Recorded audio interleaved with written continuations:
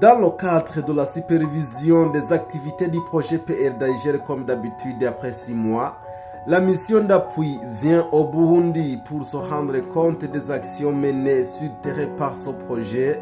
C'est la raison pour laquelle M. Benjamin Billard, chargé du projet PR d'Aïgel à la Banque mondiale, et le chef de mission d'appui a effectué une visite de terrain dans les provinces de Chibitoke, Makamba, Rumonge et Bujumbura. Dans cette descente, la délégation était en compagnie de certains cadres du PR d'Aïgel. Madame Jacqueline Ndaihanzamaso, responsable technique, planification et intégration régionale, qui représentait le coordonnateur du projet, nous parle de l'objet de la mission et les sites à visiter dans les 3 provinces. La mission compte faire le point de vue sur les sites d'implantation des infrastructures, pratiquement dans toute la zone du projet. Aujourd'hui, nous sommes dans la province de Chibitoke. On a déjà visité le site de reconstruction du pont sur la Rusizi, le pont de liaison entre le Burundi et la République démocratique du Congo.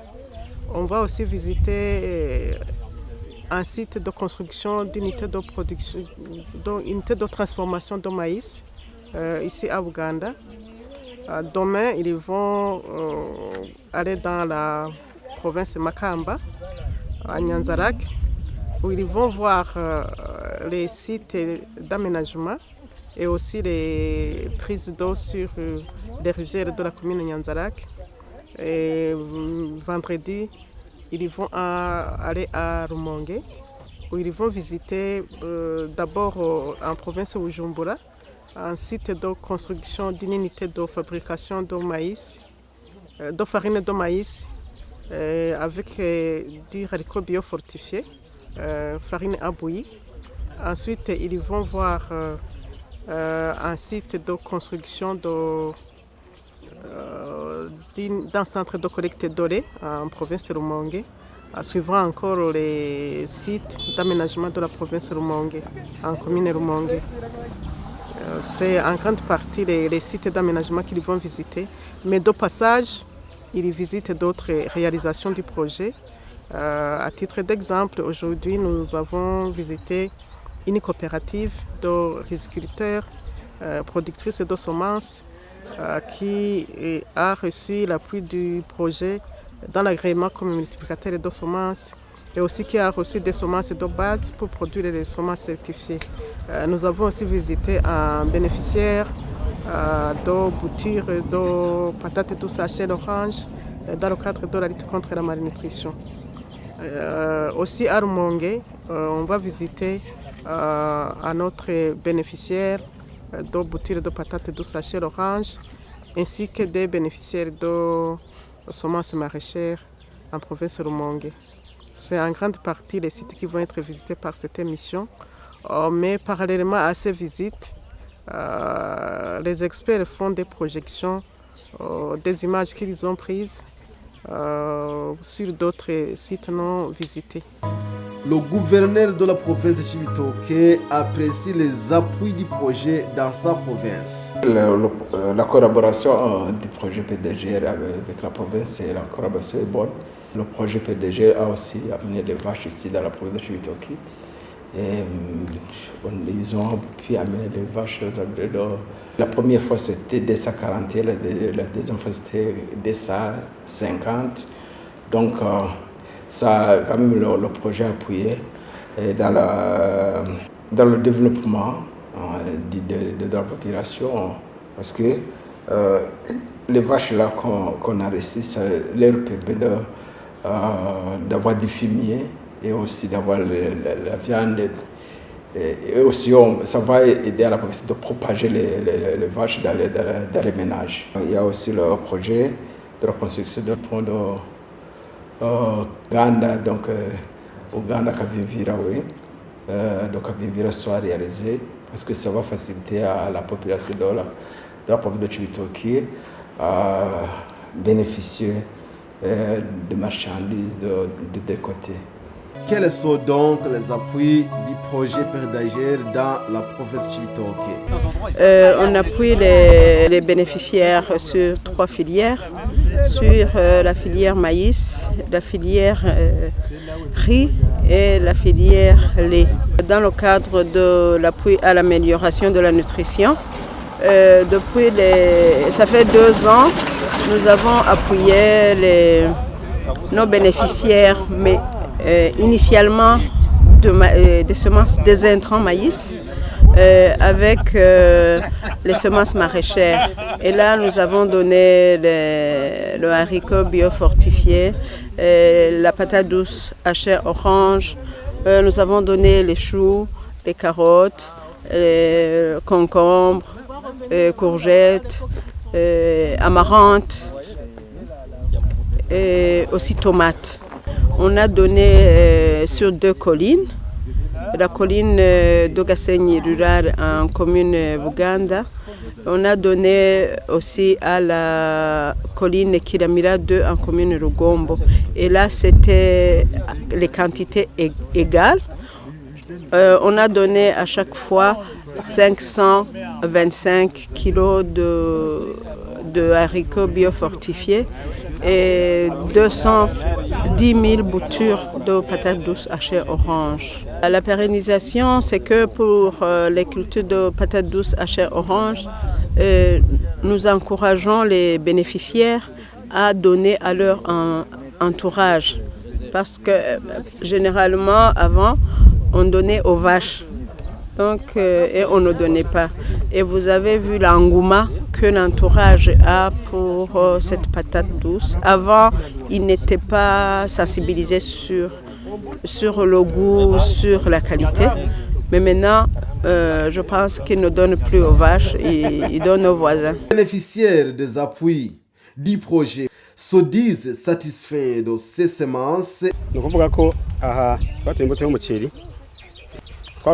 Ici, nous avons planté des semences de riz. Auparavant, nous plantions des semences non productives, des semences mélangées, non sélectionnées, donc tout venant. Et nous nous sommes adressés au projet PERDAGER pour leur demander les semences sélectionnées et par après, ils ont demandé pour nous l'autorisation à l'ONSS pour produire les semences de bonne qualité. Nous étions décidés de les cultiver sur 3 hectares, mais nous l'avons planté sur 2 hectares, mais nous l'avons espoir que la population d'ici, dans la plaine d'Okansega, aura suffisamment de semences de qualité à partir d'ici. L'objectif du gouvernement qui dit que chaque bouche est à manger et chaque poche de l'argent sera bien atteint. Le bénéficiaire des appuis du projet pour les patates douces à chair orange se disent satisfaits de ces semences et les voisins souhaitent avoir ces semences. Ces patates douces proviennent de boutures de qualité. Nous les appelons Iljumbu Karoti. C'est le projet PERDAGER qui nous a donné. Le projet nous a donné du maïs, des haricots et des boutures de la patate douce à chair orange. J'ai déjà goûté sur ces patates douces. C'est très nutritif et ça nous aide dans nos familles. C'est pour la première fois que je vois ces patates douces et de la première vie. Je me sens très content. Je viens même de goûter. C'est très bon.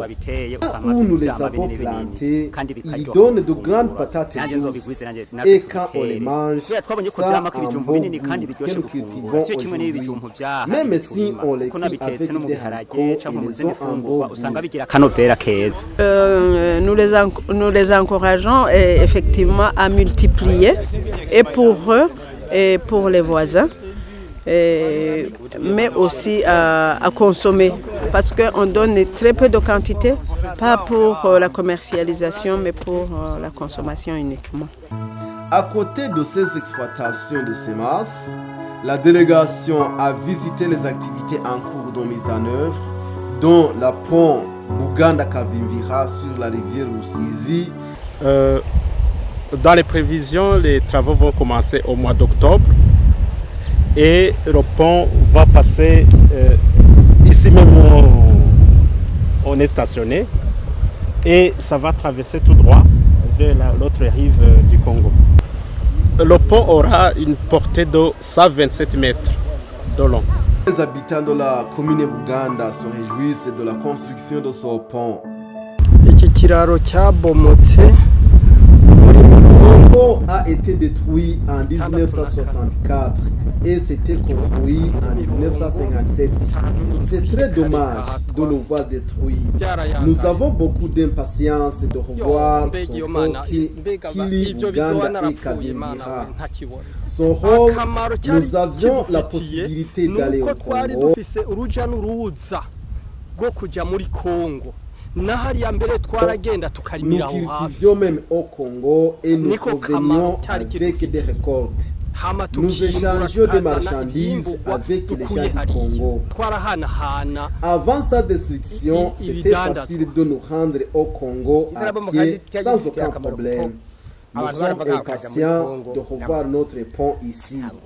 Ça serait une grande joie de revoir les gens du Congo revenir au Burundi sans aucun problème. Ça serait même une bonne occasion de trouver des amis au Congo.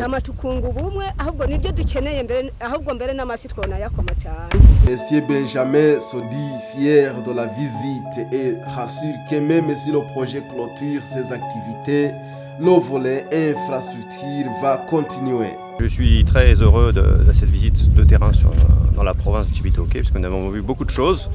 Nous avons vu des périmètres, une vue générale de là où les périmètres aménagés vont se faire. Nous avons vu le site de l'ancien pont Kavimvira et du nouveau pont Kavimvira qui va être construit, qui est très attendu par les populations à la fois du Burundi et du Congo, et qui sont vraiment très importantes pour l'intégration régionale. Nous venons de voir aussi ce qui a été fait sur le maïs, qui est extrêmement impressionnant en très peu de temps, et qui montre que les choses se matérialisent. Il y a des activités, beaucoup d'activités qui sont réalisées dans le projet qu'il faut vraiment valoriser, qu'il faut mettre en avant, et donc c'est vraiment important de les voir et d'échanger avec les populations pour recueillir non seulement leurs attentes, mais aussi leurs besoins éventuellement. Parce qu'il y a des choses qu'on a faites qui ont bien marché, d'autres moins bien, donc il faut en profiter pour le voir.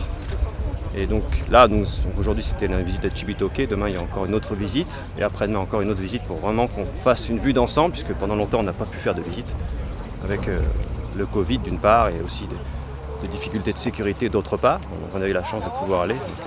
Donc, dans l'ensemble, c'est très satisfaisant. Eh bien, je peux leur dire que les choses se présentent plutôt bien pour montrer que le projet non seulement accélère sa cadence de mise en œuvre, parce que les décaissements augmentent, ce qui montre que les activités se matérialisent, mais maintenant aussi, ça c'est une première chose. Une deuxième chose, c'est que ce sur quoi nous sommes le plus attendus sur ce projet, ce sont les infrastructures, c'est-à-dire les périmètres aménagés, le pont Kavimvira, les pistes rurales de desserte, et ça c'est sur le point de vraiment d'être lancé concrètement, avec les appels d'offres qui permettront de lancer le processus. Et donc ça c'est vraiment ça qui permettra de dire qu'on est sur la bonne voie et qu'on peut prétendre, je l'espère, à étendre le projet, la date de clôture, qui normalement est fin novembre de cette année. Mais comme il faut faire toutes ces infrastructures, il faut plus de temps.